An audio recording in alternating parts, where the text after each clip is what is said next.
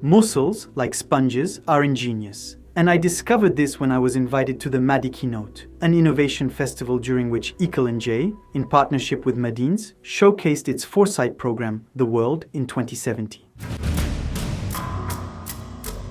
I was there, along with about 100 other animals from the great ape family, listening to 4 members of our species talk to us about how we can draw inspiration from other living beings and from the nature that we are currently destroying. To find solutions, so we don't have to do it anymore. When you think about it, we are surrounded by thousands of geniuses. Crabs, butterflies, bacteria or scorpions, elephants, mushrooms, fig trees, chameleons are at the pinnacle of evolution, and in a way, all of them, each and every one, are doing research and development. Research and development since the appearance of life, that's about 3.8 billion years ago. Because to get here, to still be alive today, each of these species has had, over time, to solve, through the process of natural selection, an extremely large and varied number of problems.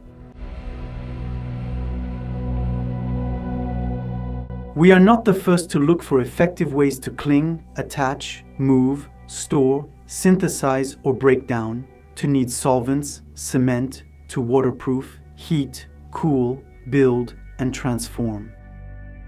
This approach, which consists of learning from and being inspired by the methods used by other living beings, is called biomimicry, and its history very likely begins at the dawn of humanity.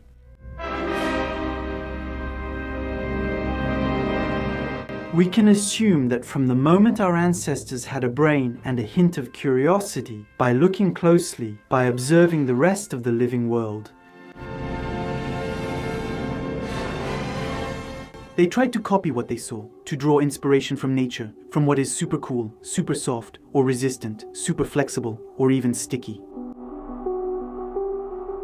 With more or less success, of course. Because taking inspiration from the structure and wing beats of birds to fly, like Leonardo da Vinci did in his sketches, then later, this time. Specifically, doing what aviation pioneers did when building the first flying machines does not guarantee at all that your invention will work.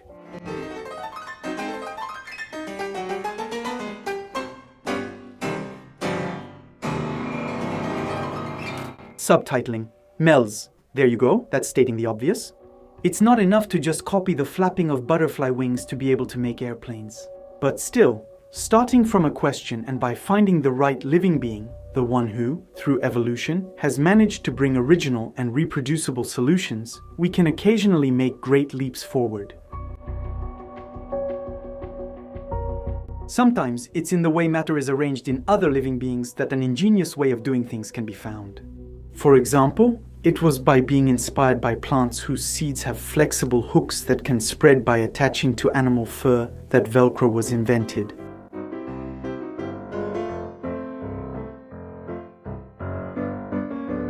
And it was while trying to reduce the sonic booms produced by the Japanese high-speed train when it passed through tunnels that an original solution was found, to take inspiration from the unique streamlined shape of kingfisher beaks.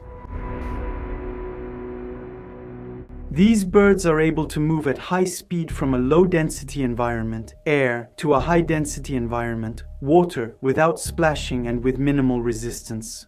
As for this building, it was constructed by taking inspiration from the internal structure of termite mounds in order to maintain a constant and uniform temperature both day and night. Other times, it's on a microscopic scale, at the very smallest level, that great discoveries are hidden. Thus, by studying the phenomena of superhydrophobicity observed on the surface of certain leaves, it was discovered that a roughness of the material at the nanometric scale can make coatings water repellent.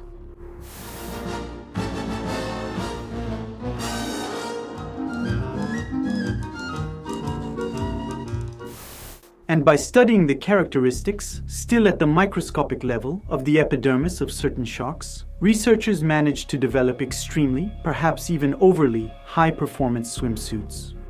To the point that nearly 80% of the world records broken in the year they were introduced were achieved by swimmers wearing this type of innovative fabric. There may come a day when hygiene conditions in every hospital will be improved by studying shark skin. We have discovered in some of them a nanometric architecture of denticles that prevents almost anything from sticking to them. From there, it's just a small step to imagine creating coatings that prevent bacteria from sticking to hospital walls, and that's a step I'm going to take.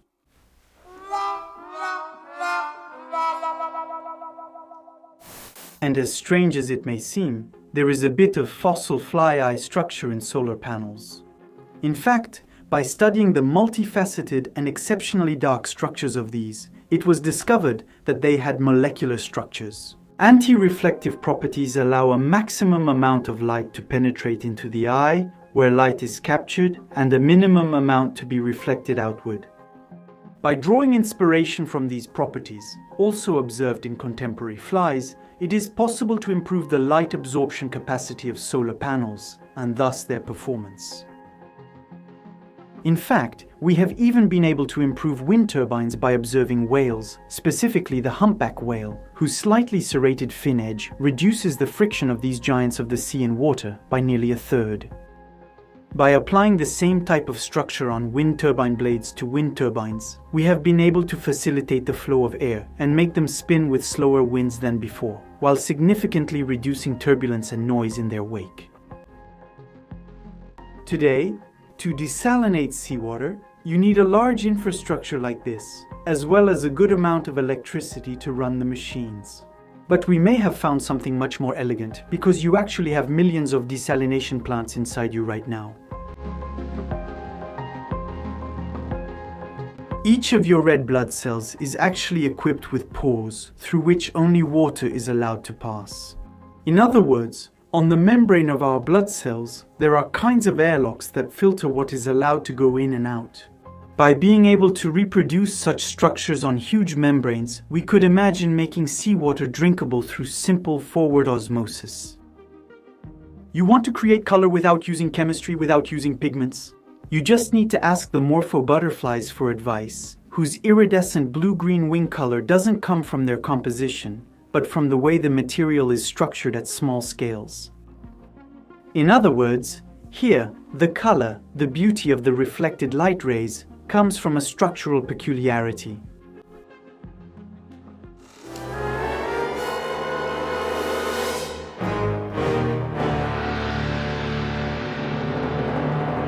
Finally, by taking inspiration from the webs and threads spun by spiders, we might one day be able to mass-produce biodegradable cables that are 30 times stronger than steel while being stretchable, flexible, and lightweight. An innovation that looks great on paper. But obviously, as is often the case in reality, trying to copy and paste nature is much more complicated.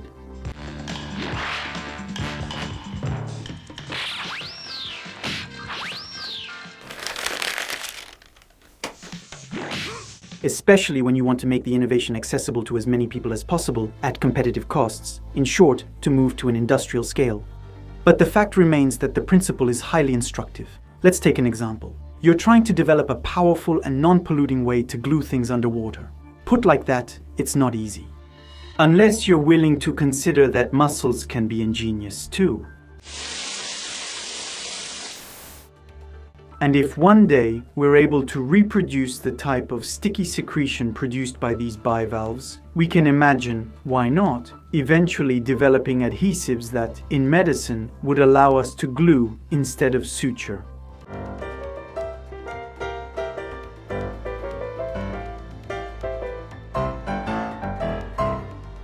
In fact, by trying to understand how the skin lamellae on the fingers of geckos allow them to elegantly walk on ceilings, we found a solution to develop new types of dry adhesives that are very strong and functional in a vacuum and in space.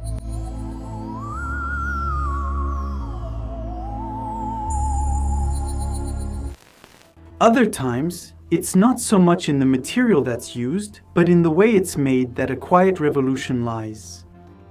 Let's imagine you're a human and you want to make glass. For that, you need to gather white sand, soda ash, lime, and broken glass before heating it all to nearly 1,500 degrees Celsius. But if you're a microalga like a diatom or a deep-sea marine sponge of the Euplectella genus, then you know how to produce smooth optical fibers. You know how to make fine glass threads, and you do it in water at room temperature to build yourself a glass skeleton, more resistant than ours, made of glass. In other words, these sponges have found a way to synthesize at low temperature, in a way replacing fire with water in the production of glass. And sometimes it's even by observing something immaterial, an organization, a way of functioning, that we find solutions. For example, by studying the routes preferentially taken by social insects between their colonies and a food source, we were able to create the ant algorithm, which allowed us to improve traffic management and optimize the routes suggested by guidance systems like GPS.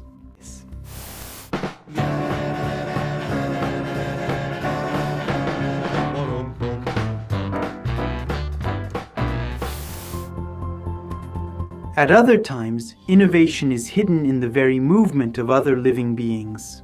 Thus, in order to recover energy by using the force of the current, a company was inspired by the movement of eels to develop undulating membranes. Have other tidal turbines been developed by drawing inspiration from the movement of fishtails? And what makes living things doubly ingenious is that, if a species wants to thrive and adapt, it is a huge advantage to come up with solutions that are sometimes extremely original, while also often being very economical with resources. Over millions of years before us, countless structures were tested. And after countless trials and errors over time, those that eventually prevailed often turned out to be the solutions that used the least raw materials and energy. So, what nature does best, it often does with less. For example, other living beings, when building their hard and solid parts, usually avoid using too much material. They optimize and use a minimum amount of matter for maximum strength.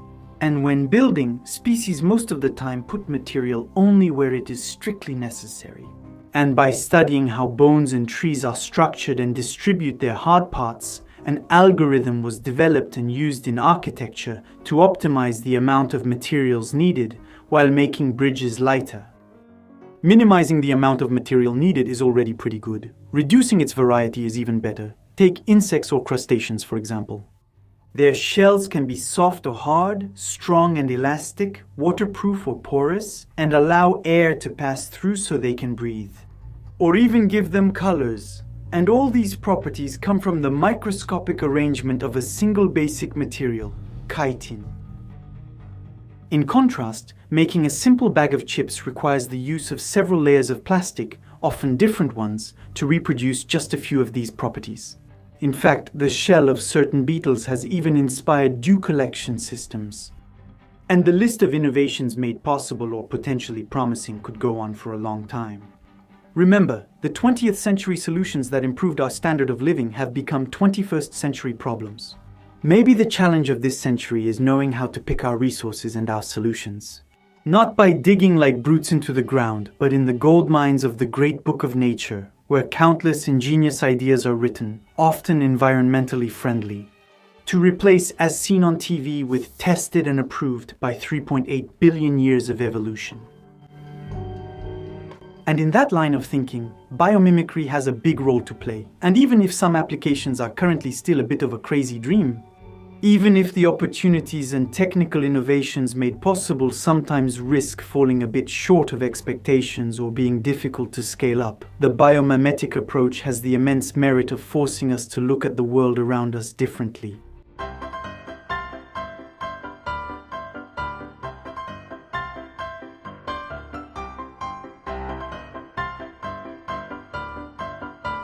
By taking nature as a model and mentor, it offers an opportunity to reconnect with other living beings, but also with each other, between biologists and engineers, between ecology and economics. And it invites us to no longer consider nature as a resource, as a simple reserve to draw from, or as a sanctuary to preserve, but as an inspiring partner to imagine and invent with. And then, nestled within it, in this approach, something often forgotten, the ability to feel wonder. A bit of poetry that too is priceless. A big thank you to NG and Madines for inviting me to their conference series on innovation and the world in 2070. It's nice to see that major companies are taking up these issues, not treating them as science fiction, but approaching them as something we need to anticipate. For the past 5 years, ENGIE, the leading provider of green electricity in France, has been working to offer solutions to limit and better manage our energy consumption. And since by nature, renewable energy sources are directly inspired by living things, it makes perfect sense to dive into biomimicry. By the way, if you're interested in this topic or others like it, you'll find links in the sources to a great podcast series they've produced about energy and, more broadly, the world of innovation in 2070. Here, you'll find a small selection of top-notch videos, and I have no idea where that expression came from. And over there, some pointless digressions on my Insta. At least I think so.